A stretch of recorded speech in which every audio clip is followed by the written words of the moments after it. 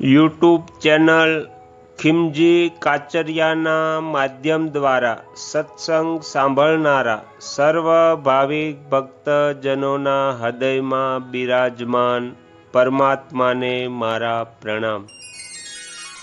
આજના વિડીયોમાં આપણે શ્રીમદ ભગવદ્ ગીતાના ત્રીજા અધ્યાયના 34મા શ્લોકના બીજા ભાગનો પાઠ કરીશું। એ પાઠ શરૂ કરીએ એ પહેલાં આપણે શ્રીમદ ભગવદ્ ગીતાના મહાત્મ્યનો 16મા શ્લોકનો અર્થ સાંભળી લઈએ। 16મા શ્લોકમાં ભગવાન કહે છે કે જે મનુષ્ય દિવસ રાત સૂતા, ચાલતા, બોલતા અને ઊભા રહેતા પણ ગીતાનું બરાબર સતત અધ્યયન અભ્યાસ એટલે કે શ્રવણ મનન કરે છે એ શાશ્વત મોક્ષને પામે છે। હરિ ઓમ।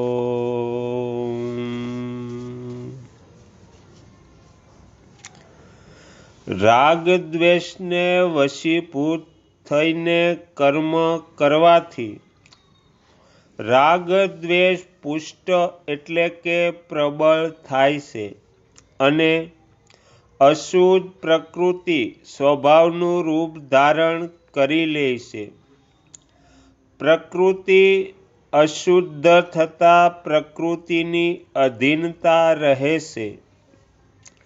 એવી અશુદ્ધ પ્રકૃતિની અધીનતાથી થવાવાળા કર્મો મનુષ્યને બાંધે છે।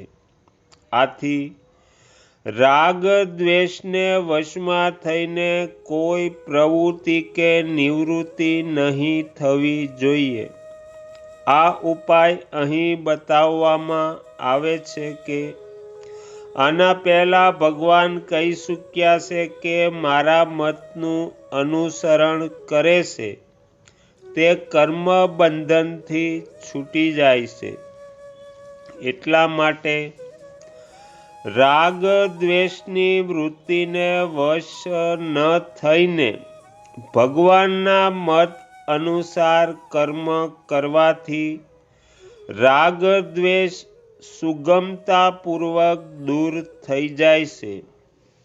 તાત્પર્ય એ છે કે સાધક સઘળા કર્મોને અને પોતાને પણ સારી રીતે ભગવત અર્પણ કરી દે અને એવું માની લે કે કર્મો મારા માટે નથી પરંતુ ભગવાનને માટે જ છે।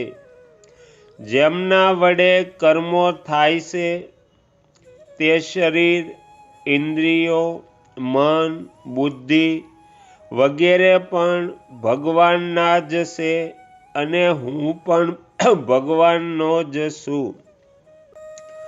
પછી નિષ્કામ, નિમર્મ અને નિસંતાપ થઈને કર્તવ્ય કર્મ કરવાથી રાગ દ્વેષ દૂર થઈ જાય છે।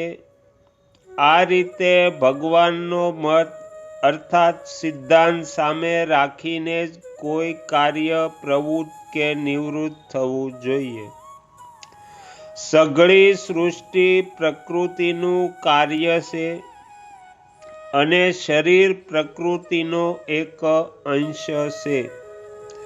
જ્યાં સુધી શરીર પ્રત્યે મમતા રહે છે ત્યાં સુધી રાગ દ્વેષ થાય છે અર્થાત મનુષ્ય રુચિ કે અરુચિપૂર્વક વસ્તુઓનું ગ્રહણ અને ત્યાગ કરે છે।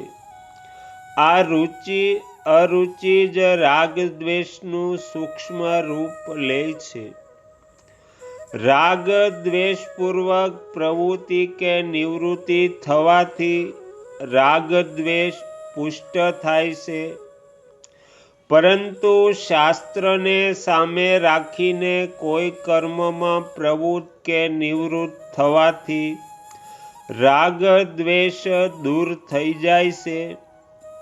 કારણ કે શાસ્ત્ર અનુસાર ચાલવાથી પોતાની રુચિ અને અરુચિની પ્રધાનતા નથી રહેતી. જો કોઈ મનુષ્ય શાસ્ત્રને ન જાણતો હોય તો તેના માટે મહર્ષિ વેદવ્યાસજીના વચનો છે. હે મનુષ્યો, તમે લોકો ધર્મનો સાર સાંભળો અને સાંભળીને ધારણ કરો કે જે આપણે પોતાના માટે નથી ઈચ્છતા તે બીજાઓ પ્રત્યે ના કરીએ. જીવન મુક્ત મહાપુરુષ પણ શાસ્ત્ર મર્યાદાને જ આદર આપે છે.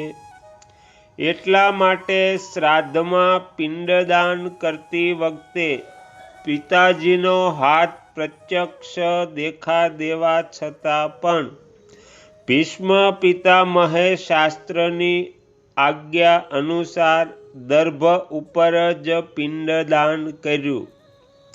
આથી સાધકે સઘળા કર્મો શાસ્ત્રની આજ્ઞા અનુસાર જ કરવા જોઈએ. રાગ દ્વેષ દૂર કરવાને ઈચ્છુક સાધકોને માટે તો કર્મ કરવામાં શાસ્ત્ર પ્રમાણની આવશ્યકતા રહે છે, પરંતુ રાગ દ્વેષથી સર્વથા રહિત મહાપુરુષનું અંતઃકરણ એટલું શુદ્ધ અને નિર્મળ હોય છે કે તેમાં આપોઆપ વેદોનું તાત્પર્ય પ્રગટ થઈ જાય છે. ચાહે તે ભણેલો ગણેલો હોય કે ન હોય, તેના અંતઃકરણમાં જે વાત આવે છે તે શાસ્ત્ર અનુકૂળ જ હોય છે. રાગ દ્વેષનો સર્વથા અભાવ હોવાના કારણે એ મહાપુરુષ દ્વારા શાસ્ત્ર નિષિદ્ધ ક્રિયાઓ કદી થતી જ નથી.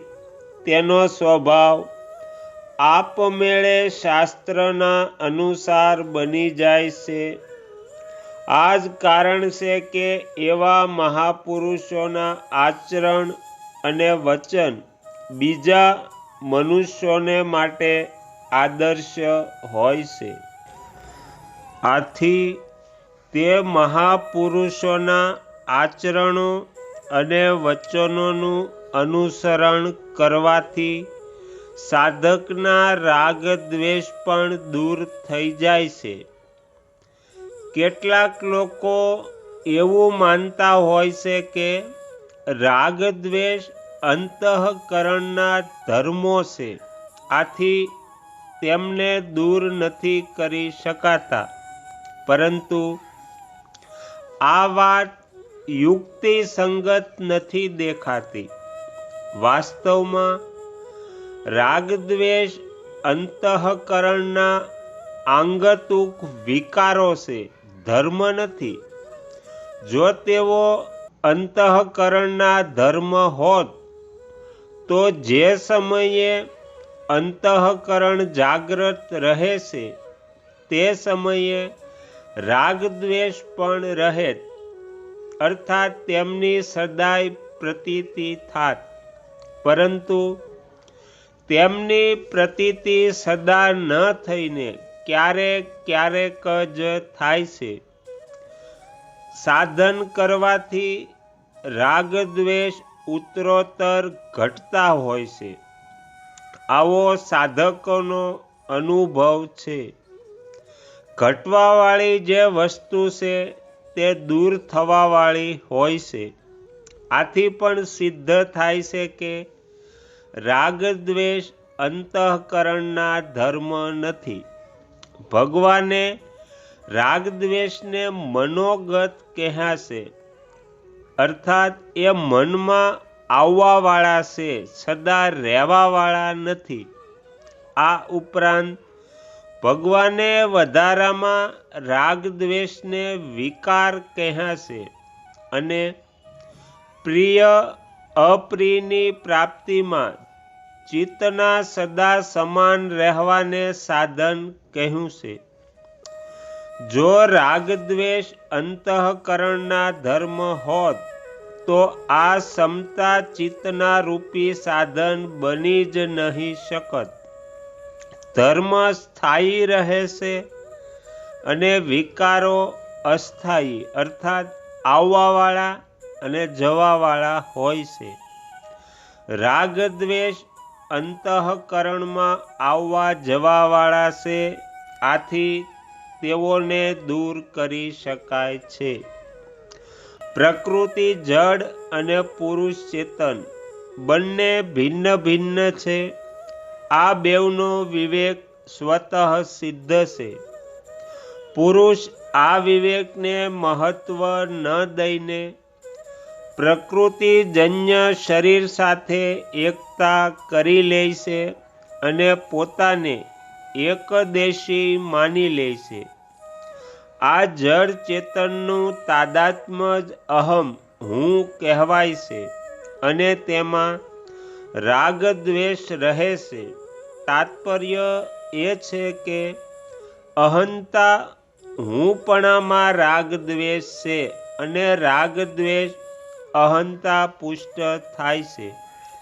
આ જ રાગ દ્વેષ બુદ્ધિમાં પ્રતીત થાય છે, જેથી બુદ્ધિમાં સિદ્ધાંત વગેરેને લીધે પોતાની માન્યતા પ્રિય અને બીજાઓની માન્યતા અપ્રિય લાગે છે.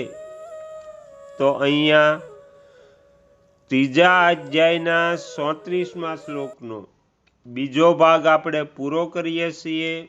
બાકીનું વર્ણન હવે ત્રીજા ભાગમાં આપણે સાંભળશું. તમે તમારો કિંમતી સમય આપી ભક્તિપૂર્વક એકાગ્ર ચિત્તે આ શ્રીમદ ભગવદ્ ગીતાનો પાઠ સાંભળ્યો એ બદલ હું આપ સૌનો ખૂબ ખૂબ આભાર વ્યક્ત કરું છું. અને તમને જો આ અધ્યાય ગમ્યો હોય તો બીજા 5 લોકોને સંભળાવજો. શ્રી સદ્ગુરુ દેવની જય. આગળના વિડીયો જોવા માટે આ ચેનલને સબસ્ક્રાઈબ કરો અને જો આ વિડીયો પસંદ આવ્યો હોય તો લાઈક કરો.